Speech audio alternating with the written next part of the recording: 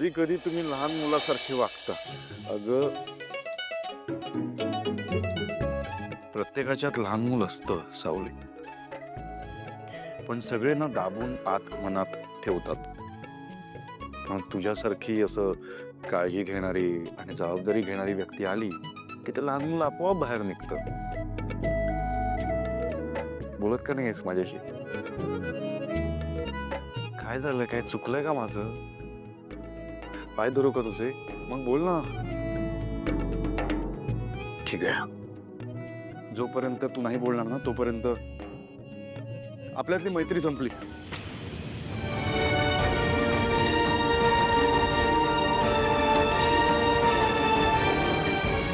असं नका ना करू सारंग सर.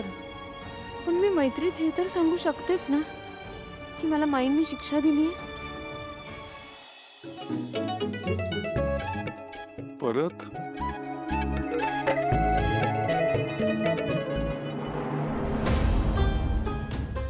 हॅलो, खाली आहे.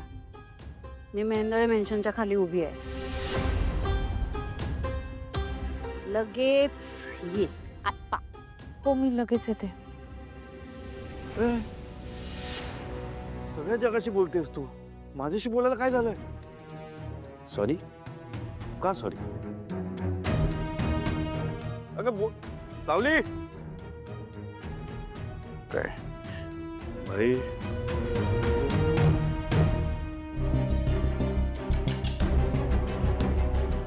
यायला एवढा उशीर का लावलास तू? हा? सारंग सरांच्या खोलीत होते. काय? सारंगच्या खोलीत होतीस तू? याचा अर्थ मी तुला दिलेली शिक्षा तू विसरलीस. अजून मोठी शिक्षा हवी आहे? नाही माई, मी त्यांच्या खोलीत गेले पण त्यांच्याशी नाही बोलले. सारंगच्या खोलीत होतीस पण सारंगशी बोलली नाहीस. कितपत विश्वास ठेवायचा मी याच्यावर? मी विठ्ठलाची शपथ घेऊन सांगते, मी नाही बोलले त्यांच्याशी. काही झालं की विठ्ठलाची शपथ. जर खरं बोलतीयस तर मग रियाजाला काय येत नाहीयेस? काय येत नाहीयेस? तुला माहिती नाहीये की ताराची ही गाण्याची स्पर्धा किती महत्वाची आहे. ताराचं करिअर अवलंबून आहे याच्यावर. हवं तर हा तुझ्या आणि तिच्या जीवन मरणाचा प्रश्न आहे असं समज. कळलं ना? त्यामुळे आता यापुढे एक दिवसही तू रियाज जर मिस केलास ना किंवा उशिरा आलीस तर मी काय करीन माहिती का तुला? हात बरं आहे का तुझा? बघू.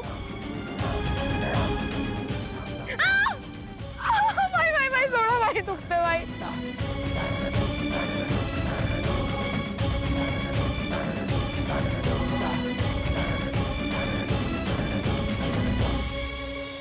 या पुढे जर एक क्षणही विसरलीस ना की तुझी लायकी काय, तुम्हाला दिलेलं वचन काय, आज तुझं ते भिकारड कुटुंब 2 वेळचं गिळायला मिळतंय ना त्यांना, ते कुणाच्या मेहरबानीने? या भैरवीच्या मेहरबानीने.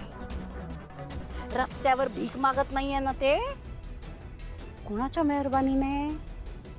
या भैरवीच्या मेहरबानीने. इतकाच काय तुझा तो आजारी भाऊ कुणाच्या मेहरबानीने जिवंत आहे? या भैरवीच्या मेहरबानीने. त्यामुळे हे कधी विसरायचं नाहीस. विसरायचं नाहीस कधी. गाणी गाता.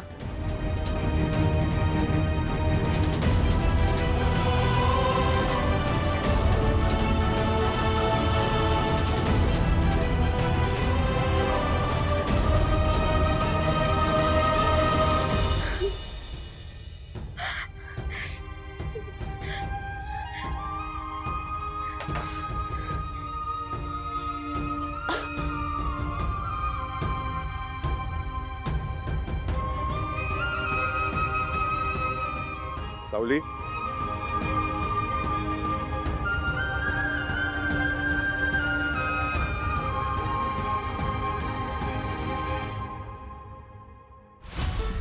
रडतीयस? हा? भैरवीजी काय म्हणाल्या? सावली सांग ना मला. सावली, मी सगळं बघितलंय.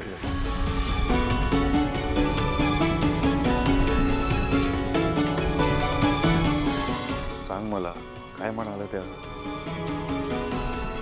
ते अश्रू पुसादी.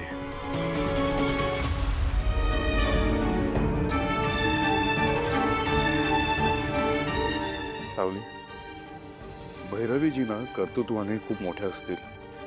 तू त्यांच्याकडे कामाला जातेस, त्यांना मदत करतेस, सगळं समजू शकतो मी. पण तरी तू परत एकदा विचार कर, तुला खरंच त्यांच्यासोबत काम करायचंय की नाही करायचंय. हे बघ सावली, काम करणाऱ्या लोकांबद्दल ना मी खरंच रिस्पेक्ट करतो. काम करू नकोस असं म्हणत नाही मी. पण जिथे जिथे आपल्याला रिस्पेक्ट नसेल, तिथे आपल्या कष्टाची किंमत नसते, तिथे काम करू नये. परत एकदा विचार कर सावली. लग्नानंतर तू या घरात आलीस तरी तू त्या घरची तुला काळजी असतेच नेहमी. पण जर तेवढीच गोष्ट असेल ना सावली, तर त्याची जबाबदारी तू माझ्यावर सोड. मी बघतो काय करायचं ते. पण यापुढे तू भैरवीजींकडे कामाला नाही जायचं.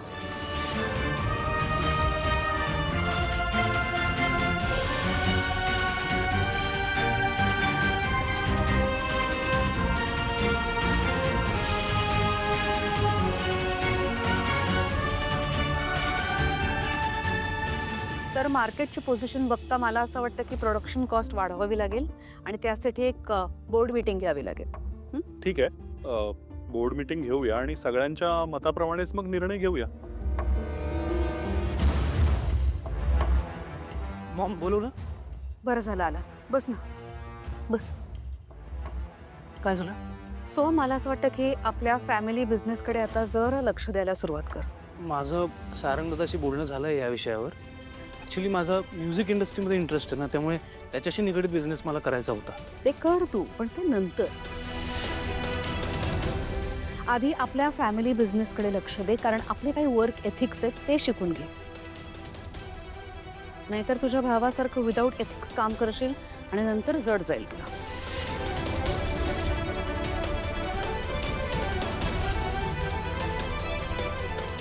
मी पाणी घेऊन आले. बहिणी एक मिनिट, तू का करतेस ही कामं? सखदेव आहे ना, तो आणेल पाणी. सखदेव, सखदेव पाणी आण.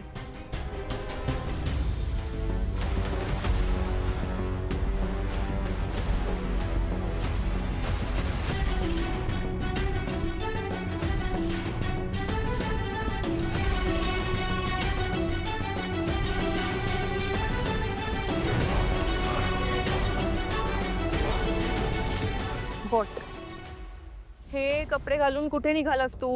ते सारंग सरांनी मला हे कपडे घालायला सांगितले. पण का? मी बोललोय दादाला.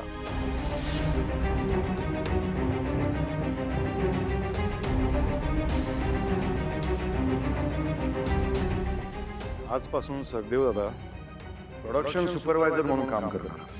हे काय नवीन? मी दादाला दुसरा जॉब दिलाय. दुसरा जॉब? कुठल्या बेसिसवर? काय क्वालिफिकेशन काय याचं? आई, मला असं वाटतं की या जॉबसाठी सखदेव दादा योग्य आहे. मला असं वाटतंय तू जरा चुकतोयस, तू इमोशनली निर्णय घेतोयस. मी विचारपूर्वक निर्णय घेतला आहे. सारंग, त्याचं शिक्षण पूर्ण झालेलं नाहीये, तो कसा मॅनेज करणार हे सगळं? प्रोडक्शन सुपरवायझरचं काय काम असतं? पुस्तकी ज्ञानापेक्षा व्यवहार ज्ञान असणं फार महत्वाचं आहे. आणि सखदेव दादाकडे व्यवहार ज्ञान आहे.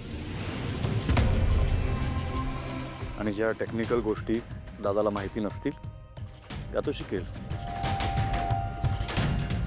माझा विश्वास आहे दादावर. म्हणजे सगळं आधीच ठरलंय तर?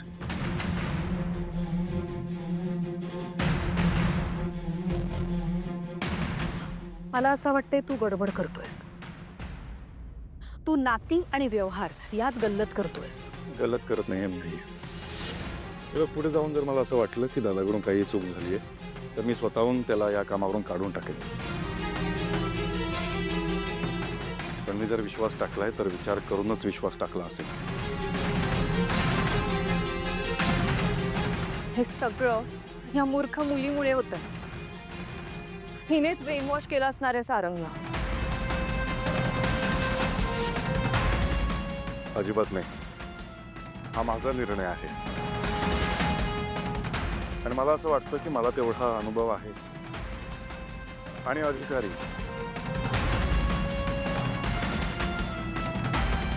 ठीक आहे, तुमचं ठरलंय ना सगळं.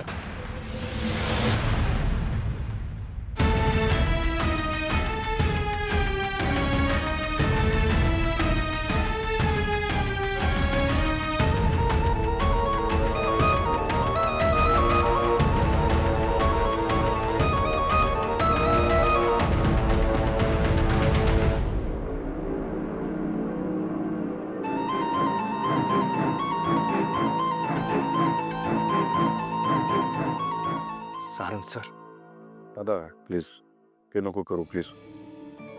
छान काम कर, आत्मविश्वासाने काम कर. कुणालाही घाबरायचं नाही. आणि हा चांगला पगार दिलाय मी तुला. मला असं वाटतं की या पगारामध्ये घरच्या सगळ्या जबाबदाऱ्या पूर्ण होतील. यापुढे सावलीला भैरवीजींकडे काम करण्याची गरज नाही.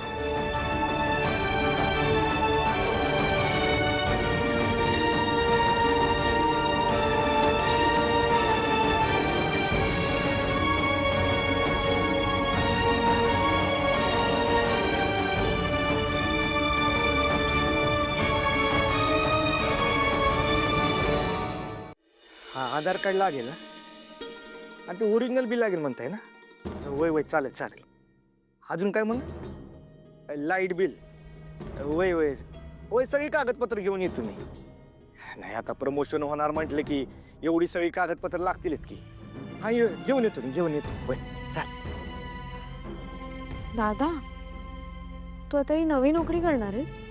वय अरे पण काय बोलू नकोस सावडे. तुला बी चांगलंच माहिती आहे किती कष्टानं दिवस काढलेत आपण. आणि हे काम केल्यामुळं तुझ्यावर असलेली घराची जबाबदारी कमी होणार असेल पण माझी काय बी हरकत नाही बघ. दादा, तुला माहिती आहे ना, मला तुझ्या कामाचं उलट अभिमान वाटतो, कौतुक वाटतं.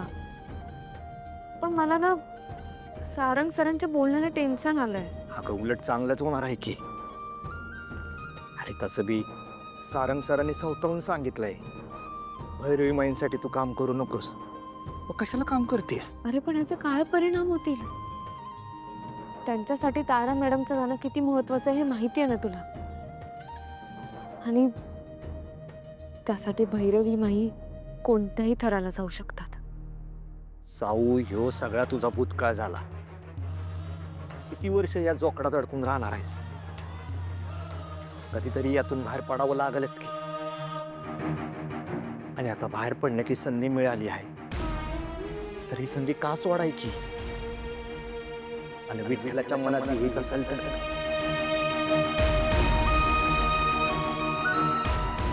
अरे पण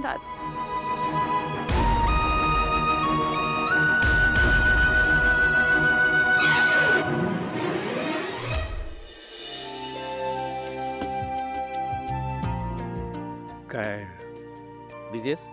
दादा ये ना. काय झालं? हां, नाही तसं काय नाही. ओके ना. हो, त्याच्यासाठी झालं ना बोलतोय. आणि आई माझ्याशी बोलत नाहीये.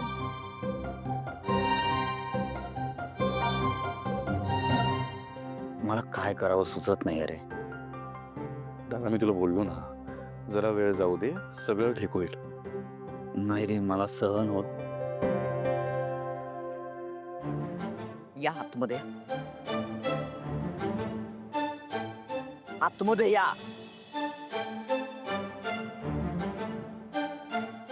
काही बोलू नका, मी बोलतोय हा सारंगशी. मी रागवलो नाहीये, प्रेमानेच सांगतोय त्यांना.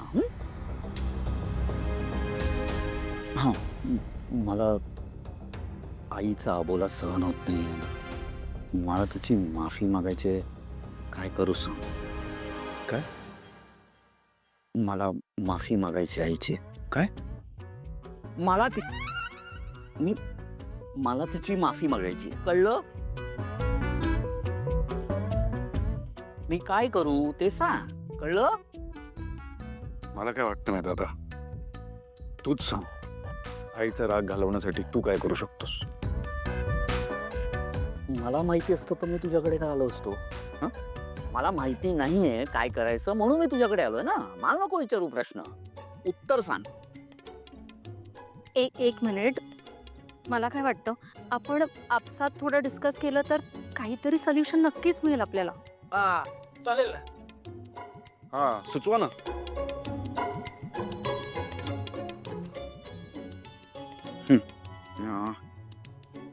हा, कसं विसरलो मला कळत नाही. आईला ना ते कोल्हापूरचे ठुशी हवी होती. डाळ तिने विकत घेतली. घेतली. करतोय, विचार करतोय. थांबा जरा. हा, अरे मी मेहतांचं डील क्रॅक करतो. झाला डील. झालंय? हा. यातनं काही निष्पन्न होणार नाहीये. सारंग, आता तू सुचव प्लीज. अच्छा, त्याला काही सुचत नव्हतं म्हणून मी बोललो ना. हे चांगले. सावली वहिनीकडे आयडिया आहे. हाय हाय.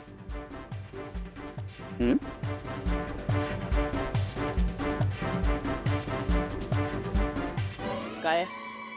दादा, तुझ्याकडे काही प्लॅन आहे? वहिनी, मला काय वाटतं, आपण तिलोत्तमा मॅडमसाठी छोटीशी गोष्ट केली ना तरी त्या नक्की माफ करतील. फक्त जे काही करू ते मनापासून करायला हवं. म्हणजे एखादं पत्र, चिठ्ठी किंवा ग्रीटिंग कार्ड सारखं काहीतरी, ज्यात राजकुमार सरांनी तिलोत्तमा मॅडम सोबतच्या जुन्या आठवणींचे फोटो दाखवले ना, तर त्यात असलेलं प्रेम, त्यातल्या भावना, त्याचा खरेपणा, या सगळ्यांनी त्यांचं मन नक्की पाकळे. Great idea. फालतू आयडिया. छान आयडिया आहे सावली. खरंच खूप छान आयडिया आहे. ऐकून तर घ्या ना तुम्ही. ऐकलं मी. मला नाही वाटत हे वर्क होईल. दादा, हे वर्क होईल. Great idea. होईल होईल. तुला विचारलंय मी. आणि फक्त सॉरी म्हणण्यापेक्षा आपण केकवर लिहिलं तर? अरे वा, खरंच खूप छान आयडिया आहे. केक? मी बनवू केक? नाही, मी सॉरी लिहू शकतो, केक नाही बनवू शकत मी. हो, मी आहे ना.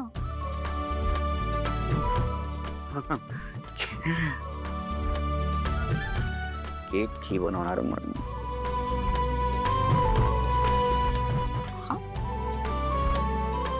मी तयारी करतो. बबलू, स्वाप. चल चल चल चल. सावली, वहिनी, मी केक बनवायची तयारी करते. येते. Good night. Good night. वहिनी.